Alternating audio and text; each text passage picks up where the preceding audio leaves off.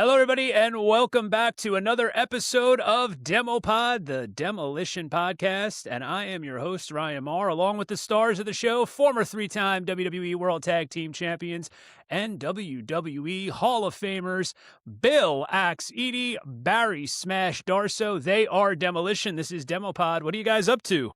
Not much, just enjoying this nice, cool weather. Good to see you guys again. I'm up in Michigan, and it's almost 100 degrees here, and it's brutal. Yeah, we just had that Jersey heat wave throughout the 4th of July weekend with crazy thunderstorms at night and flash floods. Definitely some weather anomalies going on. It hasn't really felt like the perfect summer here yet, but it was still a great 4th of July weekend. We're recording this on Tuesday, July 7th. Big day in wrestling history. So was yesterday. We'll get to that in a little bit. But you guys spent your 4th of July weekend in Canada doing another one of these amazing Demolition appearances. How was your weekend in the Great White North? It was fantastic. A good turnout. Fans were really nice.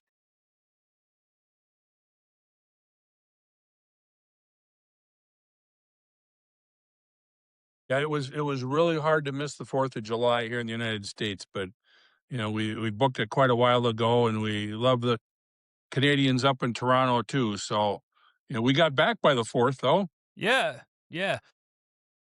We started this podcast in April of 2025, I believe. I think you guys have been to Canada like 4 or 5 times, right? I mean, you guys are there a lot. They love you up there. Back up there in September. We've got an appearance up there in middle of September. So yeah, it's been fun. Yeah, we're in, what's the name of the city? Barrie, Ontario. Yeah. Can't forget that name. Are you guys noticing a big difference? I mean, you've always had a great turnout. I mean, even when I met you back in 2018, you guys had a phenomenal turnout at the convention that I met you at. But are you noticing a little bit more of an uptick since the Hall of Fame induction, where more people are wanting to come out now? Yeah, and the nice thing is, since the action figures have been released, there's a lot more people bringing those. So that's nice. Yeah, well, I on the Major Figs pod, I mean, there was a big clip that just went out a couple weeks ago, I believe, where they said that you guys are quite possibly having the greatest 12 months in action figure history. I mean, the amount of merchandise that is being churned out, and again, I think because of the gimmick you guys had as Demolition, I mean, the action figures. There's a lot of detail in those figures, more so than I think for other guys. So the fact that people are so impressed with it really has to mean a lot. Well, yeah, Yes. and what's funny now is we've had 2 fans that have come up with Funko Pops, and we haven't seen a whole bunch of them yet because nobody can get them. Yeah, I saw that they're now available officially on WWE Shop. For a while, it was just the pre-order, but you can get those Funko Pops at WWEshop.com. And while we're talking about it, though, there's a ton of independent Demolition merchandise, some of it kind of designed by you guys, too. I know that you had a hand in a lot of it, and all of that can be purchased at axeandsmash.com, and it'll be shipped out to you. And then you can take a look at the list of all their upcoming appearances and then bring that merch, go get it signed. A lot of great stuff. I know you guys have a lot of appearances coming up, but it's been an interesting couple of weeks since our last recording, because I know that we discussed several things in our last episode, and the 3 of us kind of got caught in something very interesting. A fan had submitted a question where they had asked about Axe having a match at Madison Square Garden, and he didn't have the year or the date, but he said it was against Ricky the Dragon Steamboat, and he talked about how Axe had Ricky the Dragon Steamboat in a sleeper, and how the referee raised Ricky's arm once, twice, 3 times, and it dropped, and how Axe should have won the match, and even Gorilla Monsoon commented it on commentary. And I remember reading this question to you guys and saying to myself, I vaguely remember this, but I can't place it. So the episode goes out, and thanks to the great DemoPod fans, we were corrected. It was not Axe that was in that match. It was one Barry Smash Darsow at Madison Square Garden. It's from the Coliseum Video Super Tape. In the words of the great Warner Wolf, let's go to the videotape. Let's check this out from Madison Square Garden. Super Tape 1991. Oh, you're interested in, right? That's all Smash should be interested in. All I right, don't there care we one go. way or the other. We see Who Smash. wins this He's one? working No, because Ricky in there's the no money in sleeper your hold. pocket. Exactly. Like he's out to me. Right? He said it's the end, but the Dragon Referee's doesn't seem taking to his think so, time. although he is sagging right now. There's Hand one. drops once. Nothing worse than a sagging dragon. Hand drops 3 Eadie. times. It's over. That's a third lift right there. Whoa. That's it. Ring the bell, ref. You're not I got doing your ripped job. Giving him an extra time here. Look at Dragon this. must have said something to him. 3.5 times I the think that's arm what drop. he said. Help. Didn't drop that time. But normally on the third drop, he Gorilla. Normally on the third drop, that's the end of the match. Barry, Well, Steamboat had to pay the referee off. I won that match. Isn't that something? But what's so terrible is Ricky Steamboat's one of the greatest wrestlers of all time. yeah. We're in one of the greatest buildings of all time, Madison Square Gardens, and I can't even remember that until I rewatched it and I went, gosh, dang it. Did I have fun? Well, the only thing I'll say in your defense, though, this was a time period where you were going through some changes. I mean, so Bill had already left the company. Demolition, I think, with the Smash Crush combination was kind of broken up, and they kind of had you in that role of putting over other talent, if I'm not mistaken. Did you know that you were going to be leaving pretty soon after this or taking the break before coming back to be Repo Man?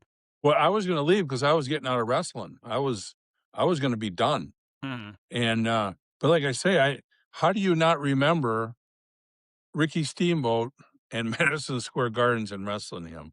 Until I saw it, now I can remember the match and everything, Yeah.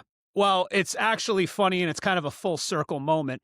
First of all, Ricky Steamboat always gets credited with being the greatest babyface of all time, but apparently not, because a real babyface would have said Smash won the match. But that's first and foremost. Right. Second of all, in our very first episode that we ever recorded, where you talked about leaving Jim Crockett Promotions before going over to WWE to become Demolition Smash, wasn't it Ricky Steamboat who helped make that connection for you? Yeah, he's the one that called Vince McMahon for me to get the meeting. Unreal. Talk about full circle, though, right? So now you come into WWE, Steamboat leaves not long after that, and now as you're getting out of the business, Steamboat comes back for another brief run in WWE, and then you both wound up in WCW not long after that anyway, so it's wild. And I remember last show, you were talking about it, and I said, yeah, it wouldn't have been me because I don't give anybody the sleeper hold. And then once I saw it, Ricky called the match, and normally the heel calls the match, but I got so much respect for him. I said, Ricky, you call it. And he goes, no, Barry, you call it. And I said, let's just both do some, calling in the ring or whatever. And he called that sleeper hold. And I had to think about sleepers. It took me a second to figure out how to do that sleeper hold. There's a lot of lore around Madison Square Garden. It's the Mecca. It's the most famous arena in the world. And you touched on something when you were, reminiscing, where you said, I can't believe I couldn't remember it being at Madison Square Garden. Is there a different mindset? I would imagine there has to be when both of you know that you're wrestling at Madison Square Garden, right? I mean, does it hold a little more weight than when you're doing the Hershey Park Arena? Like, is there an extra pressure situation when you know you're wrestling at Madison Square Garden, or do you just get into a rhythm where it's like, it's another night? It's another night, but it means more at Madison Square Gardens. At least it did for me, because that's kind of the Mecca of wrestling. But, as far as the match and everything, your head is the same as if you were in Hershey Park. But the crowd is just crazy in Madison Square Gardens. And when they boo, the whole arena goes nuts. And if you're a really big heel, you can't even get out of the building. That's how brutal some of the fans are. So, in that sense, it's a lot funner to be working in that building. Yeah, I mean, I'd agree with that. It's the first time I was really very impressed. The first time I heard I was going to be in the Garden. And then like Boston Garden as well. There's certain buildings and arenas that are, like iconic. But after they're, like Barry said, you're so preoccupied with having the match, doing the best match you can. It could be anywhere. as long as you're having a good night. And I'd imagine too the state of the wrestling business as you're going into these shows also probably plays a big role, right? Because I mean, Bill, you as the mass superstar in Madison Square Garden, you were the first title defense that Hulk Hogan had right after beating the Iron Sheik. So now it's like this whole groundswell of Hulkamania, and Bob Backlund had his 6-year run. Sheik wins the title, has it for a month. Now Hogan wins it, and then you're the first guy. So you going into Madison Square Garden that night, it had to hold a little more meaning than any other night, I would imagine, up until that point. I mean, well, you're going against the icon. Hogan changed the whole business. Yeah. People who don't recognize that don't recognize his contribution. Yeah. Now, and I was funny when I texted you guys that video clip about a week ago. We all, the three of us, had a good laugh about it. And I want to thank all the fans because there was about a dozen of yous that came on, and you were all very respectful. You had a good laugh about it because we literally spent 5 minutes the last episode trying to figure out when did Axe wrestle Ricky Steamboat at Madison Square Garden, and apparently no, it was Smash the entire time. So thank you to the great DemoPod fans for pointing that out. And like I said, if you notice any other mistakes, feel free. Let us know. That's what makes it fun. Joey, what's funny about Steamboat too, I would have did anything for him. I mean, he's the one that gave me, like the phone call to Vince and everything. If they would have said, we want Ricky to beat you in 3 seconds, I would have said anything for Rick, Yeah, I'm a big Steamboat fan. I mean, when you're a young kid in that era watching, Ricky Steamboat is pretty much the quintessential babyface. And what's interesting to me, there's a lot of different things that have been discussed over the years in shoot interviews and books about why Ricky left the WWE that first go round. And, he was a family guy and his wife was giving birth, all very understandable things. But I often question what would have happened if he hadn't left. Like if he had stayed with WWE, would things have drastically changed, right? Because Ricky Steamboat is that guy that so many of the wrestlers from this generation and even, CM Punk and those guys, they always say Ricky Steamboat was my favorite. WWE was always the land of the giants, right? So, you look at that match, Steamboat versus Savage at WrestleMania 3, and it's still considered one of the greatest matches of all time.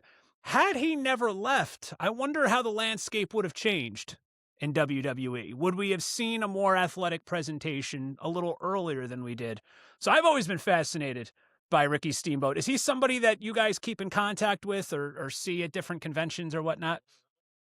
We see him periodically. He doesn't travel that south. We've bumped into him a few times, yeah.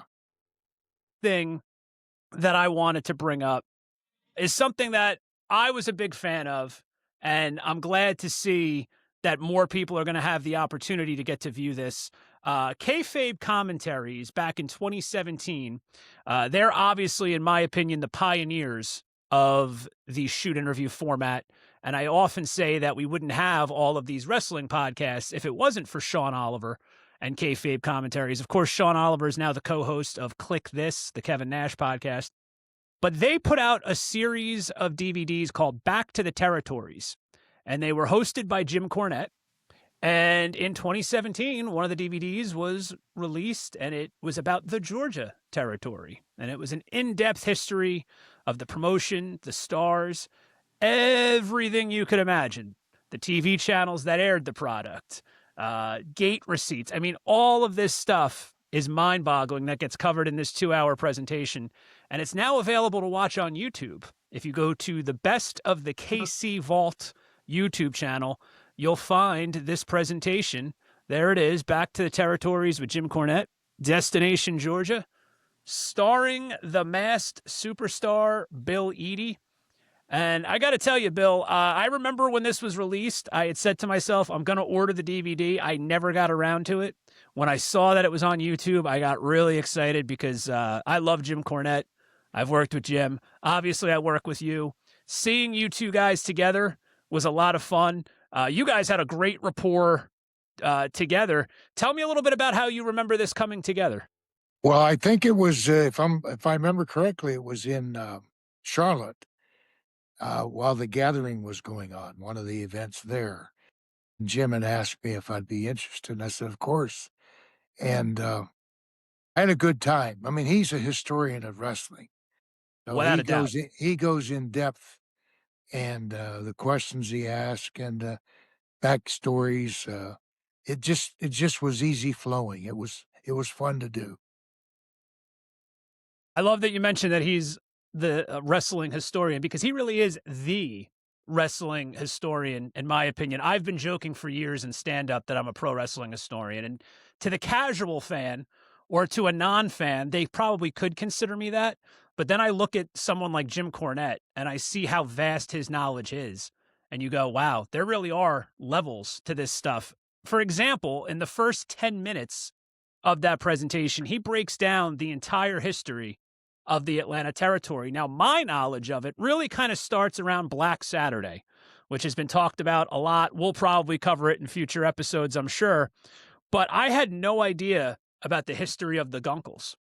I really didn't know anything about them. I didn't know about Ray Gunkel passing away and his widow taking it over and the NWA. And to hear you tell that story about how both promotions were taping in the same studio an hour apart and how it was being aired as a 2-hour block of wrestling with two rival promotions. I think in today's fandom, people can't wrap their heads around that. That would be like the equivalent of like WWE and AEW using the same ring in the same studio an hour apart. It's wild. Yeah, yeah. One of the companies, I forget which, if we were first or second, but that's when I was just breaking into the business originally as one of the Mongols. And I think the Gunkel's company set up the ring, then Barnett's company tore it down at the end of the TV broadcast. But the fans enjoyed both groups. And the guys would come in and we'd do our wrestling and they'd be dressing and getting ready and we're finished and then we're getting all our stuff and moving on to the next town and then they go in to wrestle. So it was kind of a unique situation. There was no animosity with the guys because it's a business and we're just trying to work. Yeah, but you would think too that there would be animosity between the offices, especially, and they're having to use the same studio, the same ring. And I didn't realize that it was the same fans. I thought maybe one group of fans left and another group came in. That's pretty crazy. I think that there probably was some different fans that maybe didn't like some of the guys on either side, but for the majority, I would say 75% of them were the same group of people. And it wasn't a very, very big studio. I think it only sat around 100 people. Mm-hmm. Yeah. I remember seeing some of the old clips from the studio and it was tiny, but still to have everybody under that same roof is very interesting. So again, it's back to the territories, Destination Georgia, Jim Cornette, the Masked Superstar. It is available for a limited time. I don't know exactly how long on YouTube at Best of KC Vault. And that's my old friends over at Kayfabe Commentaries. They have a very thorough YouTube channel with thousands of hours of content and they roll stuff in. But I believe you can pay a subscription tier to watch all of the content. But they do a lot as far as being generous, giving away a lot of content and rotating it out for free. And it's a great production. It talks a lot of, about Georgia in the pre-TBS days and all the colorful characters, everybody from Tommy Rich, Bullet Bob Armstrong, the Fabulous Freebirds, Mr. Wrestling 1 and 2, and Ole Anderson. You have some great insights about all those guys. And over the next couple episodes, we'll be breaking down a lot more of that. I also wanted to talk about some anniversaries. I got a question Yesterday, first. So, where was that studio that you guys were at? please. TVS, they're right across from. Oh, it was at TBS, huh? Yep. Okay. Now, is that separate from Center Stage Studios? That's a different, or Yeah. I've actually never been to Center Stage. The old Turner Broadcasting studio just was. And you know what was funny? All of the cameramen, or not all of them, but 95% of the cameramen were basketball players for the Hawks. That was their extra job. So they were, a lot of those guys were playing basketball during basketball season and then They were cameramen during the off season. That was a pretty unique little studio there. Gordon Soley had that uh, the desk and all that there where you do the interviews, and then there was probably 100 people in the audience. Right. That was that's the building that's where I broke my leg.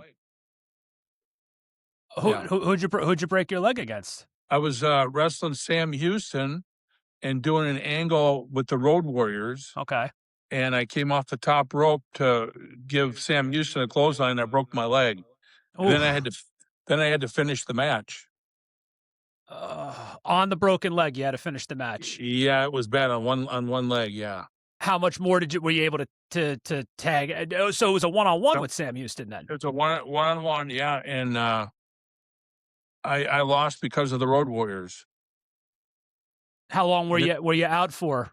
Back in those days, what, like a week? I mean, how do you? Well, no, I actually, when I came back, I told Dusty, I said, because Dusty knew right away I broke my leg, and he says, "Barry, baby, we got to get you to the hospital." And I said, I got to fly back to Charlotte. I did not want to be in Atlanta for a week in a hospital, so I got a flight to to Charlotte. My wife picked me up. I went to the doctor, and then they took out 4 or 5 big, huge things of liquid out of my knee, and I was out about 6 months, 5 months. Yeah, it was a bad one. Those damn Road Warriors. But that's actually a perfect segue, because what I was going to just bring up was that yesterday, July 6th, was the 41st anniversary of the Great American Bash 1985, where you, Barry, as one half of the NWA World Tag Team Champions, along with Ivan Koloff, you were Crusher Khrushchev, you took on the Road Warriors, who at the time were the AWA World Tag Team Champions. Now, again, to go back to the previous episode, I had told you that the Road Warriors A&E documentary was out. I hadn't gotten to complete it. I have since the last episode. And they really do not go as in-depth as I personally would have liked them to about that feud. But I will say they give you guys the credit, you being the Russians, for basically solidifying the Road Warriors as babyfaces. They talk about how the Road Warriors, there's a picture right there from the event, you and Mr. Koloff as the World Tag Team Champions. They talk about how the Road Warriors were these dominant heels, but the fans loved them. They were getting behind them. And this is what really made everybody unite because, again, United States versus Russia. But one of the things that was glossed over that I don't think a lot of people really understand is that they were the AWA World Tag Team Champions. You were the NWA World Tag Team Champions. And the wrestling landscape around that time, Vince McMahon was signing away talent from all the major territories. And he had already done so at this point. And Jim Crockett and Vern Gagne had a very strong working relationship. Was there some behind-the-scenes stuff that the fans aren't privy to in that match taking place? Did you guys know that it was going to be the double disqualification, so both promotions look strong? How was that kind of laid out for you guys? Yeah, we knew ahead of time that that's what it was going to be because we were trying to figure out what's going to, Ivan and I were trying to figure out what's going to happen. How are we going to get beat by the Road Warriors?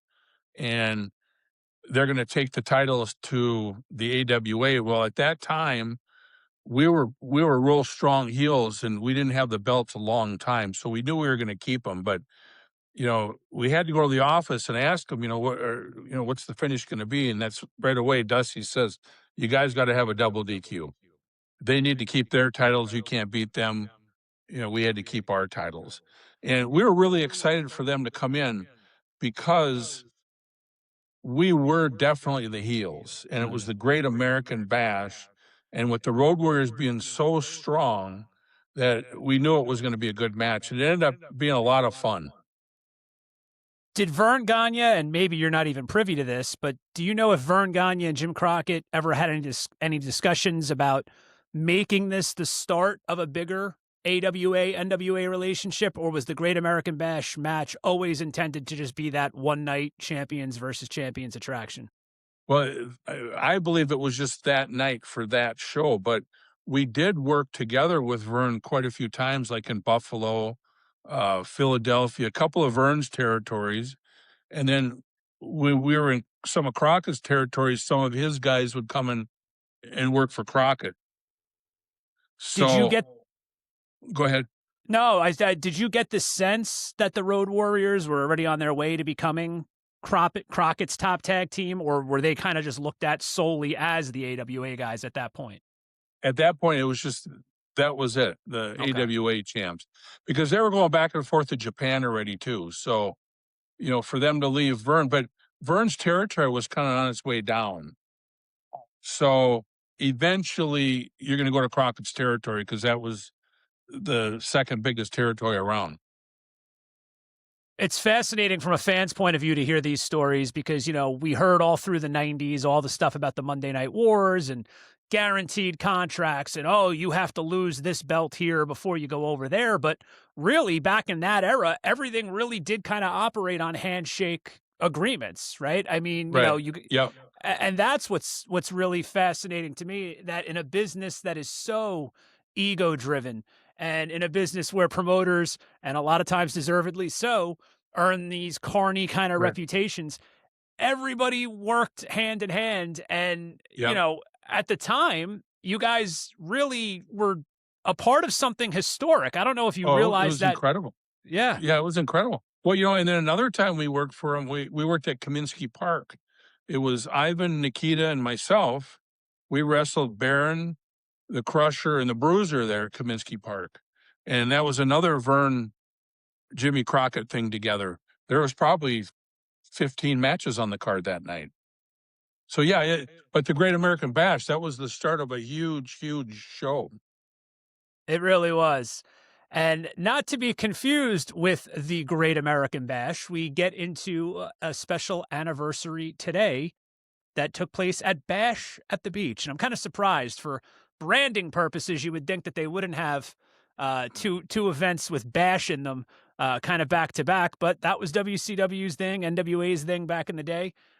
Today is the 30th anniversary of, without a doubt, I don't think the argument could be made, the biggest heel turn in the history of professional wrestling. And we're talking about Hulk Hogan being the third man at Bash at the Beach 1996, joining alongside Scott Hall and Kevin Nash, the Outsiders, to form the NWO. I think Dan has a picture that he could throw up, and I chose this picture because I remember watching this live as it happened, and there it is, Hogan dropping the leg.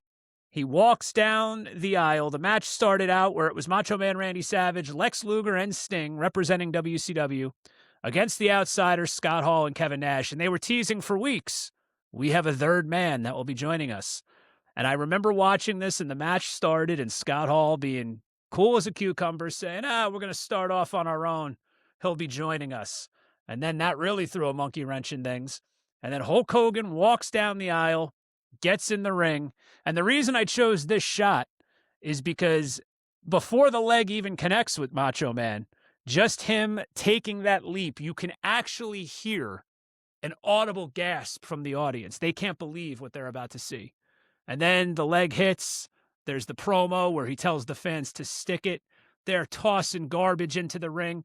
There's a fan who jumps the barricade that Kevin Nash legit beats up. I mean, it's just absolute insanity. And there it is. I know we talked about a little bit about the start of the NWO in the last episode. You guys were not working for WCW. Barry, you wound up rejoining in the height of the NWO mania, for lack of a better term. How monumental was this amongst the boys?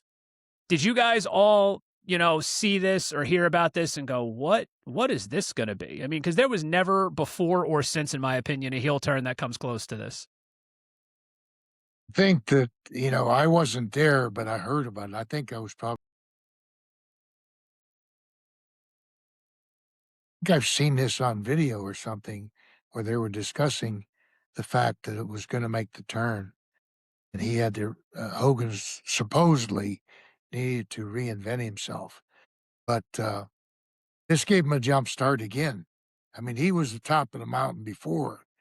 And then this just catapults him even higher. So it was major. Well, and at the time, WCW was just starting to do pretty good. When he came over there and made that turn, the territory boomed because when they came up with that NWO, that was the greatest gimmick of all time. Yeah. Nobody knew that was going to happen. And that was the start of the wrestling wars against the WWE and WCW. Yeah, I have vivid memories of how this moment was really what began the shift of wrestling being mainstream. And again, I can just relate it to being a fan that, I had a few friends that were wrestling fans, but overall it was kind of like an outcast thing, if you were a wrestling fan, I mean, didn't matter if you watched baseball, football, basketball. If you liked wrestling, people were kind of like, but this was the moment where everything shifted. And then I remember going to school and people asking about the NWO. Did you watch this last night? No, that was real. No, I know that WWF stuff is fake, but this was real. Look at what happened. And that's what really started the whole boom. I actually remember watching this going in, and I thought it was going to either be Lex Luger or Savage who was going to turn and be the third man.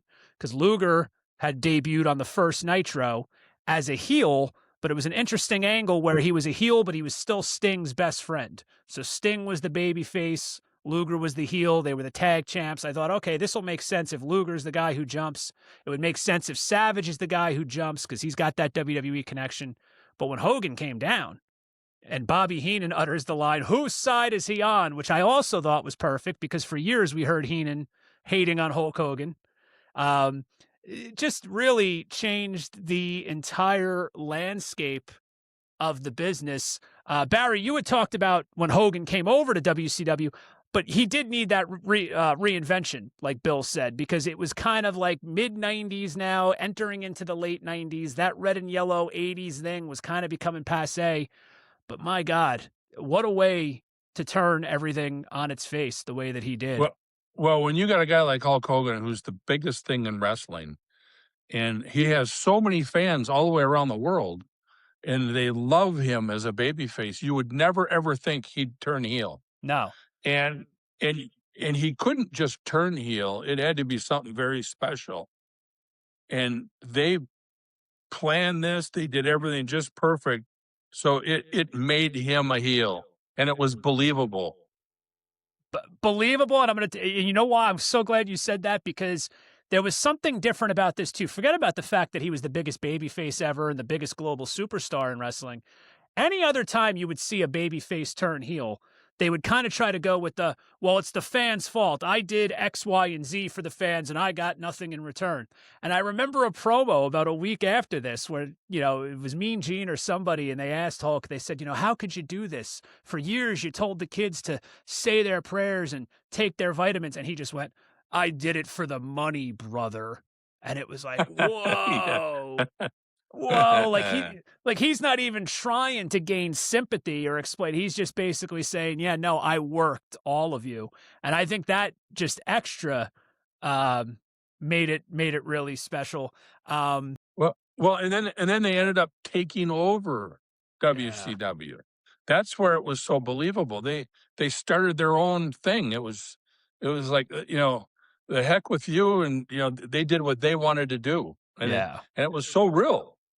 Yeah. And I think it's understated how when he won that world championship about 3-4 weeks after this heel turn, and he won it from a heel. He won it from the Giant, the Big Show, Paul White, and he took it and he spray painted NWO. Yeah. And I remember Tony Schiavone, who I think often doesn't get enough credit for his contributions, the way he was acting on commentary when that belt was getting desecrated. I mean, you would have thought somebody went and spray painted at the Vatican. I mean, it was just like, it was all so expertly done. And I think a lot of it, too, has to do with the fact you guys are talking about the surprise element no one knew. Do you feel that sometimes, I don't like to use the term working the boys or working the talent, but do you feel that sometimes it comes off more authentic if commentators don't necessarily know what's going to happen and then they just kind of react in the moment? I think so. I think it's like you said, it's their natural reaction that they're going to be surprised by it. That's going to come through in their voice and inflection. Well, and even in the dressing room when you fool the boys, then you know you fooled the fans. So that's how huge it was. And sometimes you'd be watching TV in the background and you'd go, holy cow, they did a hell of a job on that thing, because you didn't know what they were doing. One of the things that I love about Eric Bischoff's podcast, 83 Weeks, and all the interviews that Eric Bischoff does is he's one of the types of people, you don't really see it often in wrestling. He will actually admit when things didn't go the way that they were planned, or if he feels he made a mistake. The big conversation going into this was they didn't know if Hulk Hogan was going to go through with it, which I can kind of understand, because if you build that amazing legacy over all those years, you're taking a real chance by going back on that, right? So they talk about how it may have been Sting who was going to be the backup plan and all that. But after that 3-man NWO was formed, we saw a lot of guys come in and out, and I understand a lot of decisions were made on the fly.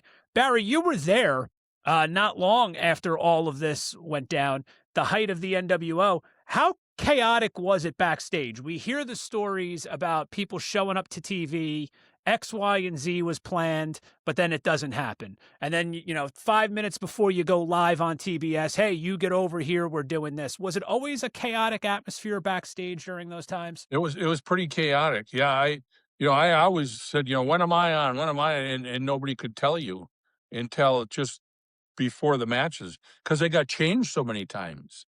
I mean, it was tough.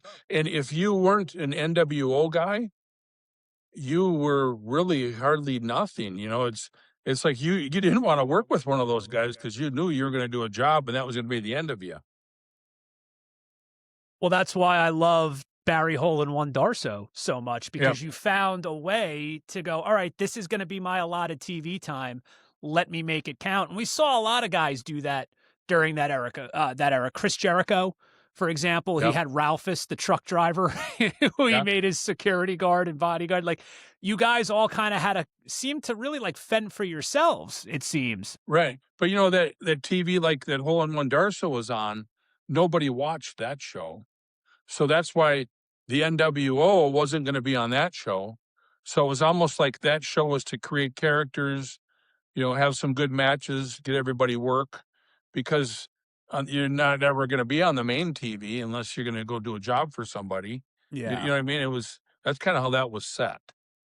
Were there a lot of guys lobbying to be a part of the NWO just for that reason, because they wanted the TV time? I mean, because there's a lot of guys sometimes that I forget were even in the NWO because they were just kind of filler in the background while Hogan and Bischoff or Savage, Hall and Nash were talking. But I would imagine just for the opportunity to get more TV time and be out there, a lot of guys wanted to be in the NWO, no? Well, I'm sure everybody wanted to be in the NWO, but, I mean, it was Nash, Hall, and Hogan and Eric Bischoff. Those four guys were the NWO. And when they brought somebody else on, it wasn't because they lobbied or anything. It was because they needed that extra person for another match, so you got depth in everything they were doing. But there ended up being about 10 guys in the NWO after a while. Right? Yeah, I forget I thought it got to be too many. 100%. Yeah, I mean, they even at one time broke it down. They were like, all right, well, this is the NWO B team, and it's like, well, wait a minute, what? I mean, Virgil, who never even worked, was NWO, Yeah. As Vincent, no less. They gave him the name Vincent. I wonder who that was who that was directed at. See, that's the stuff that I think like some fans would really love to be privy to, like those meetings. Because for years the rumor was they called him Virgil as a rib on Dusty. And then, I don't know if Dusty still had creative pull. I know he was working for the company, but I could just imagine now he comes over and say, yeah, now we're going to call you Vincent, baby.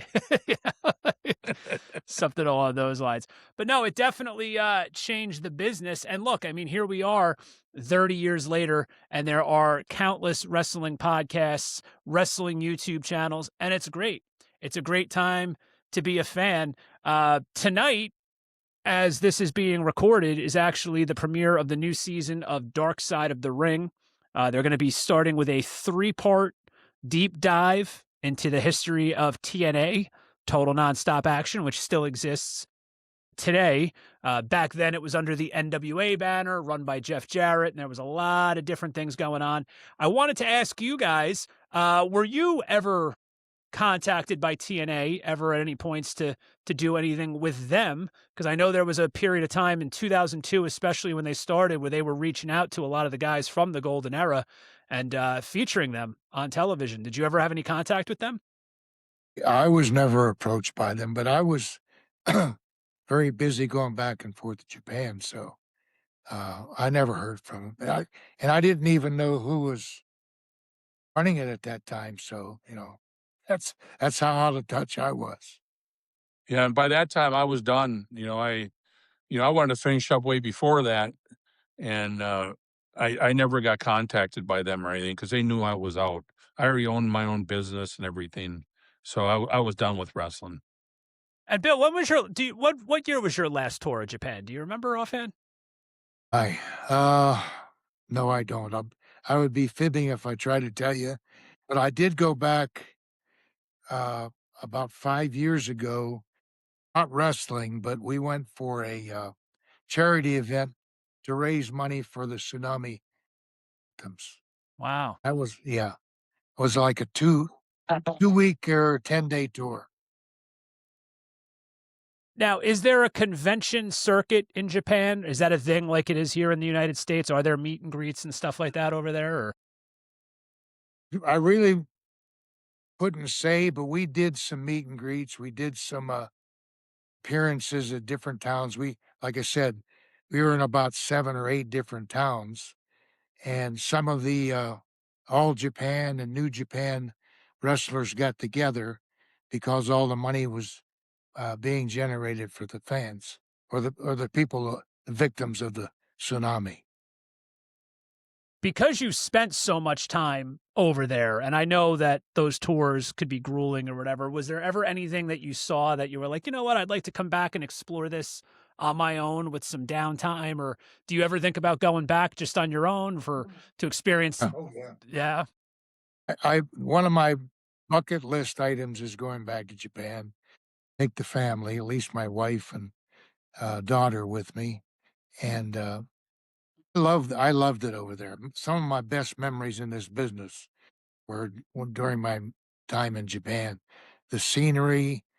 I'm a history buff, history major, so getting to see that in person, and then the people are honest people. They're polite. They're courteous.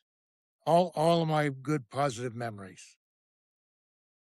Yeah, I actually everything you hear about the culture, it's a bucket list item for me to go over there and visit, and not even necessarily for anything wrestling related, just to experience the culture. A comedian buddy of mine, Scott Brennan, wrote one of my favorite jokes about the World Cup recently, where he stated, he goes, making my 5-year-old son watch the Japanese soccer team just so he learns how to clean his room, which I thought was absolutely great, because all you hear about is how beautiful it is over there, how the streets are like immaculate. You could eat off of them. And our friend Matt Compatello, ring announcer for ISPW, he told me some stories. He took a solo trip over there a number of years ago for vacation, and he said it's even more beautiful than anyone can even imagine. But yeah, we're going to have to do a deep dive on a future episode about your Japan experiences, because again, growing up in the 90s, wondering where you were. I mean, we could find some stuff on the internet that would say, oh, Bill Eadie is wrestling in Japan and he's doing tours, but there wasn't an internet like there is now where you could instantly access video clips and things of that nature. So I would love for us to be able to go a little bit more in depth in your experiences in Japan. And Barry, I mean, you were there a bunch as well. Some of the coolest demolition imagery that I see on the internet is you guys walking out in Japan and seeing how the crowd reacts. And it looks like you're reaching into the archive there, Barry. What do we got? Here was a fun one on here. Wow. Yeah, me and Nikita went there on that one. Yeah, that was a lot of fun. Now, how did the Japanese crowds react to the Russians? I mean, isn't it with as much hatred as the Americans do, or? Yeah, they didn't like the Russians either. But we were heels, and I think we probably worked with Tenryu Choshu Ricky, so of course you're going to be the heel of anyways. Yeah.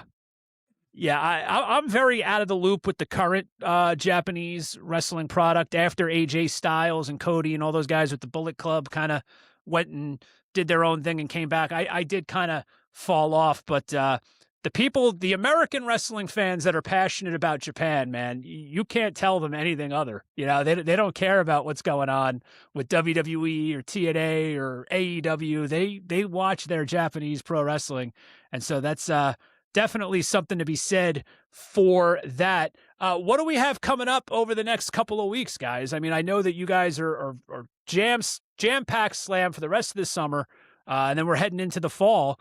What do we have coming up that we want to plug? This coming weekend, we're in Stockton at the Stockton, California Comic-Con. And then next weekend, we're in Texas. And then we're in Minneapolis for WrestleCon. And where else, Barry? Salt Lake City, Utah after that one. Yep. Wow. And then we're up in New Jersey or Philadelphia for a day. Oh. During the week. Yeah, we'll have to find out the particulars on that. We'll have to get together and get some stuff going. But I want to tell everybody to visit axeandsmash.com, and also Dan, who, by the way, Dan, I sent you some pictures for tonight, but man, Dan's been really churning out the content tonight, pulling up his own stuff. So, but also Dan is a huge NWO fan, so he may have had some of that stuff in stock. But Dan, if you could bring up the graphic that was posted on the Search and Destroy You Instagram, we want you guys to go to axeandsmash.com, not just to see where Bill and Barry will be appearing and not just to buy merchandise, but we want more questions for the podcast. So I believe there's a graphic we're going to throw up on the screen that tells you what to do. Axeandsmash.com. Type out your question, put your name, let us know where you're from. This will be your best way to have a shot at having a question asked on the podcast. You could still use the Demolition Pod Instagram page. You could still use the YouTube page and leave your comments, but right there is where you want to go, axeandsmash.com. You're going to scroll to the bottom of the website and submit those questions. We get a lot of great ones.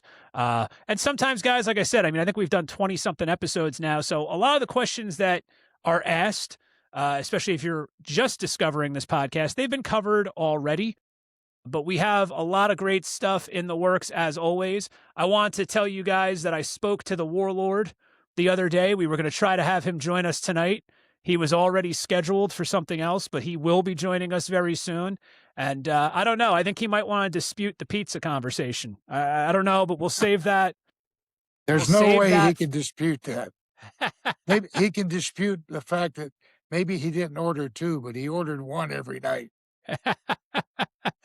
Yeah, that's awesome. I got to tell you something. There's certain things that click with the audience that you don't expect to click. I get more questions and comments from people about how the Warlord could eat two pizzas and keep that physique, and eat two pizzas a night.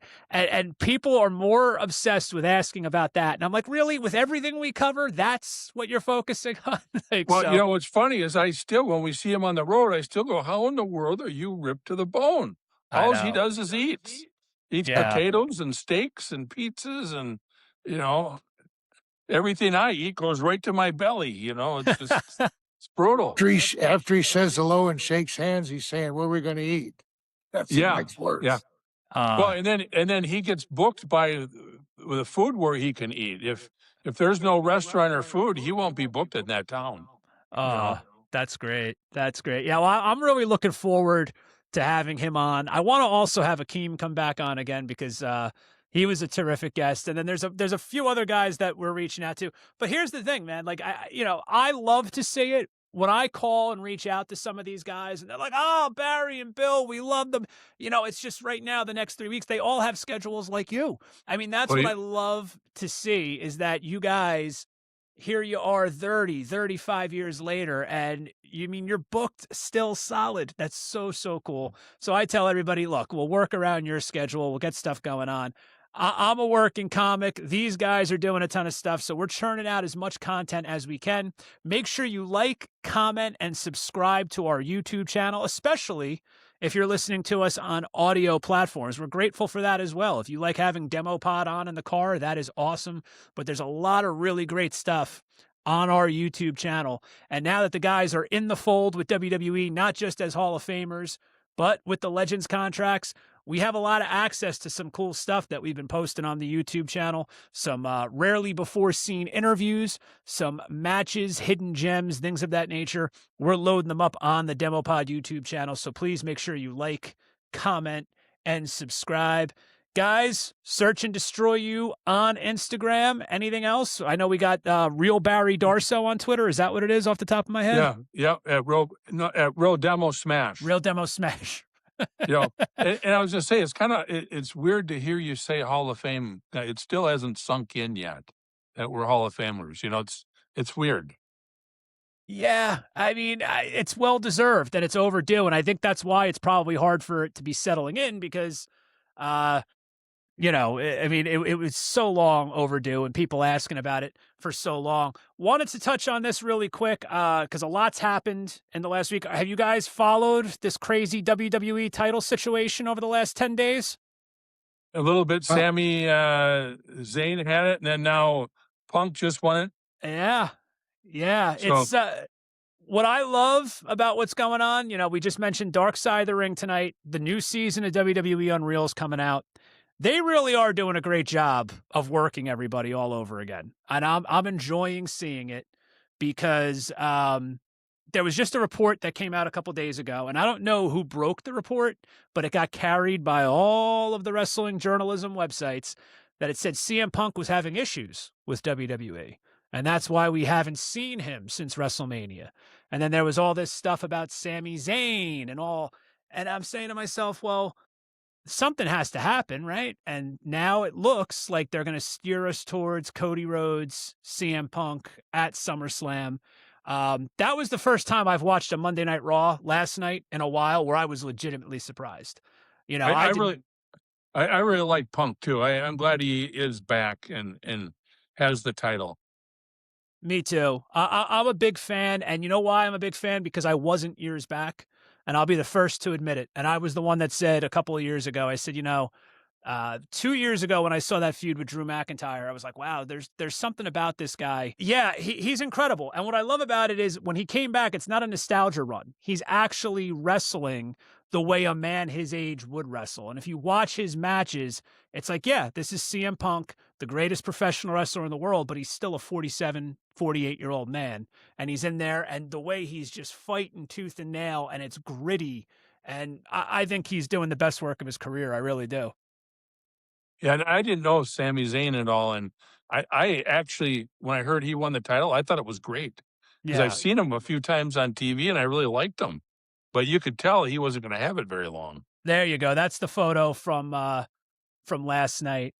And yeah, you're right. I felt he wasn't going to have it very long. I didn't know it was going to be this quick. No. But again, it fits the Sami Zayn character. He's always been the conspiracy theory, they're holding me back kind of a guy. And now I think that just adds to it. I worked 25 years to become world heavyweight champion. I get it. And then 9 days later, this guy comes waltzing in.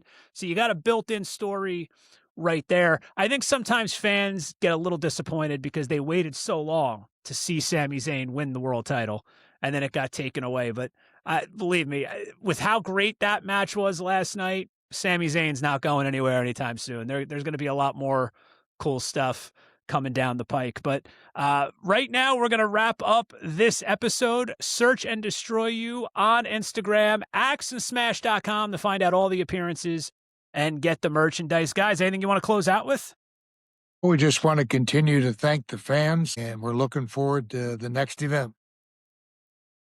Awesome. Ryan, great job, too. Thank you. It was good seeing you again, too. It's great seeing you guys again, and it's always a pleasure. We got a lot of cool stuff coming up. axandsmash.com.